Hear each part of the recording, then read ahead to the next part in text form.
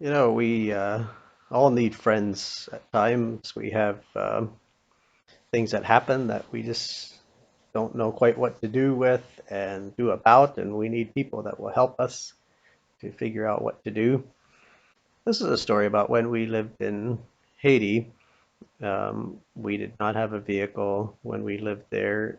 We used public transportation, but there was a time when Paul and Esther Overholt, who were at the guest house in Patientville, went back to the United States for their furlough for a few weeks, and they wanted us to come into the city every week and stay in their house overnight, one night, just so that the house wouldn't be empty for weeks and weeks, and somebody would be coming and going occasionally.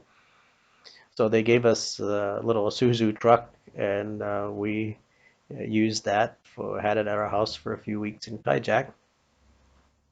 During that time, there was a lady from the church in Kajak that was in the hospital in Okai, which was about 2 hours, 2.5 hours away from Kajak, west out the South Peninsula, further away from Port-au-Prince. And so the ladies in the church suggested that while we have a vehicle, maybe we could go visit that lady, their friend who was in the hospital in Okai. I said, sure, we'll go out there. I'll drive you out there. And so we set a day and we went. There were probably 10 or 12 of us in the truck. It was Pastor Paul and I in the front, and then there were maybe 10 ladies on the back. And we headed for Okai. Um, I didn't drive very much in Haiti, so it was different for me to be driving, and I didn't always know what to do.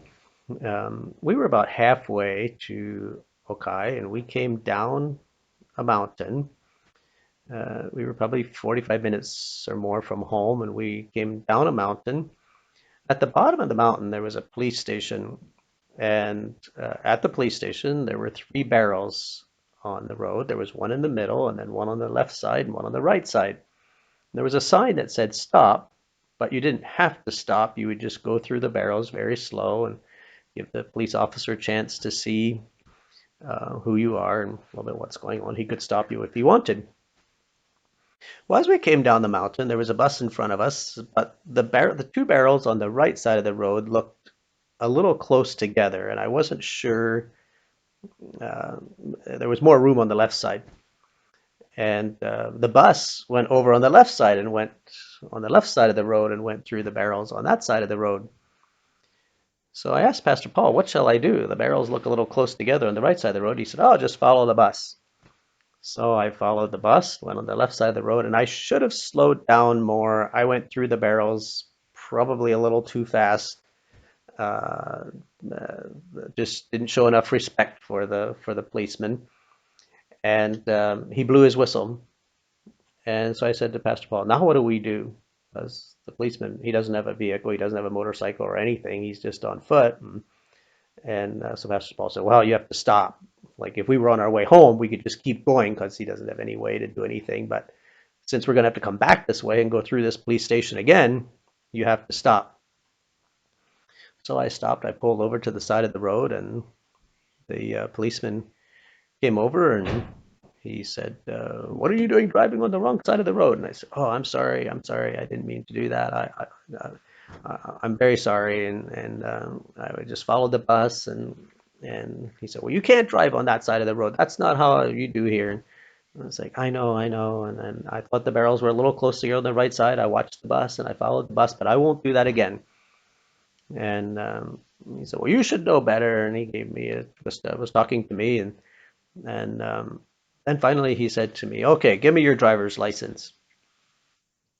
And then I realized I don't have my driver's license with me. I didn't drive much, and I never thought about bringing my driver's license. So I said, "I don't have my driver's license with me." And he said, "You don't have a driver's license?" I said, "I have a driver's license. It's at my house. I just don't have it with me." "Oh, this is a big problem." And he said, "Does anybody else in the vehicle have a driver's license?" I said, "Well, Pastor Paul, he has a driver's license." So he said to Pastor Paul, okay, give me your driver's license. Pastor Paul said, I don't have my driver's license with me either. And then the policeman said, oh, does anyone else have a driver's license? I said, yes, my wife has a driver's license. She's on the back of the truck. Well, give me her driver's license. So I got out, talked to Edith, and said, give me your driver's license. And she said, she looked through her purse and she said, she doesn't have her driver's license with her either. So the policeman said, anybody else have a driver's license? I said, no, there's no one else with a driver's license. He said, oh, now we have a big problem. This is a big problem. Here you have a vehicle, it's all full of people. No one has a driver's license. I said, that's not true. We have three people who have a driver's license. Just none of us have our driver's license with us. But we have driver's license. Well, he said, this is a big problem. And then he walked away and he went back and he sat down on the porch at the police station. So I said to Pastor Paul, now what do we do? What's going to happen? And he said, well, you're going to have to pay a fine.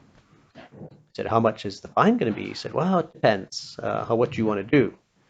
The cheapest price will be if you take public transportation and go home, get your driver's license and come back and we'll just wait here. For a little more money, a higher price, we can take the vehicle and we can drive back to your house and get your driver's license and come back. If you pay the most money, we can just keep going. I said, well, we're 45 minutes or an hour from home. I don't want to turn around and go home now and then come back. Like, that's going to take a long time. And we still have quite some distance to go to get to the hospital and then come home. And so I said, I'll just pay whatever it is so we can keep going. So he said, okay, I'll go talk to the policeman. And at that time, the exchange rate for US dollars to Haitian gourds was about it was about seven gourds to a US dollar, and five Haitian gourds make one Haitian dollar. So one Haitian dollar would be about $1.30, $1.40 um, in US funds. So Pastor Paul went and talked to the policeman, and then he came back and he said, okay, Pastor Merle, give me $5. I said, the smallest thing I have is a $20 bill. And he said, don't tell me that. I just told that policeman that I know for a fact you don't have $10. Now you tell me that all you have is a 20. I said, why did you say that? I didn't tell you I don't have $10. Why did you say that I don't have, that you know I don't have $10? He said, well, this is what happened when I went to talk to him. I asked him, I told him we want to keep going, and how much will the fine be if we just keep going? And he said, oh, you can't, because you're just going to get stopped again, and nobody has a driver's license, and it's going to be bad for you. And he said, I told him, no, no, I'll tell that white guy to drive really nice, and we won't have any more problems. We won't get stopped anymore. So the policeman said, okay, $20. And Pastor Paul said, no, that's too much. That's not the right price for the fine. And the policeman said, well, it's a white person, that's good. Pastor Paul said, no, you have the wrong kind of white person in mind. It isn't even his truck. Like, he doesn't have a truck. He borrowed the truck. He never drives. That's why he doesn't have his driver's license with him. So you're thinking about the wrong kind of white person. This isn't a white person who owns a vehicle and it's he borrowed the vehicle from somebody. So you have to give him a price that's lower. So the policeman said, "Okay, $10. I'll take $10." And Pastor Paul said, "No, that's still too much. That's still too high." Um, he said, "You're not a good policeman.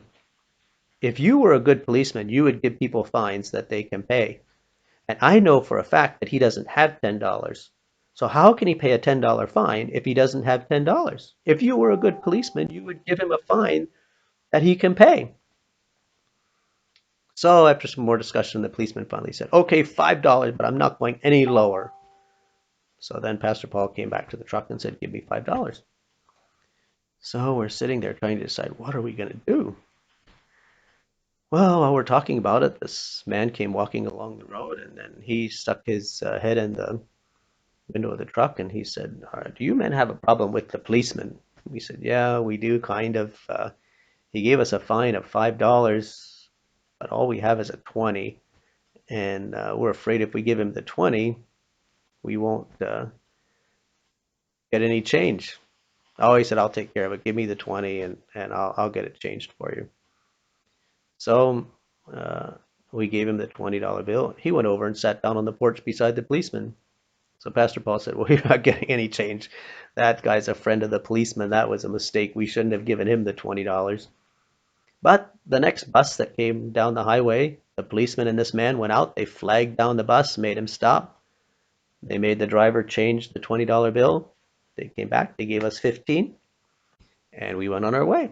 Got to the hospital, visited Our Lady, um, turned around. We're heading home. No more problems. We didn't get stopped anywhere else.